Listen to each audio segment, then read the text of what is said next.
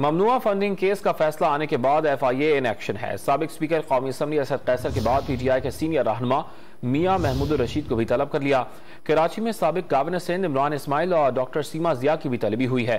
F آئی اے نے تحقیقاتی teams کی رہنمائی کے لیے 5 رکنی کمیٹی بنا دی۔ پشاور، لاہور، کراچی، اسلام آباد، کوئٹہ اور فیصل آباد کی زونل کمیٹیز مرکزی کمیٹی سے معلومات شیئر کریں گی۔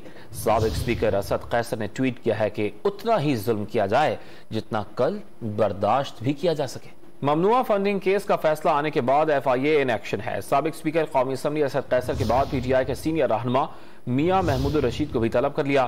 کراچی میں سابق گورنر سندھ عمران اسماعیل اور ڈاکٹر سیما ضیاء کی بھی طلبی ہوئی ہے۔ ایف آئی اے نے تحقیقاتی ٹیمز کی رہنمائی کے لیے 5 رکنی کمیٹی بنا دی۔ پشاور، لاہور، کراچی، اسلام آباد، کوئٹہ اور فیصل آباد کی زونل کمیٹیز مرکزی کمیٹی سے معلومات شیئر کریں گی۔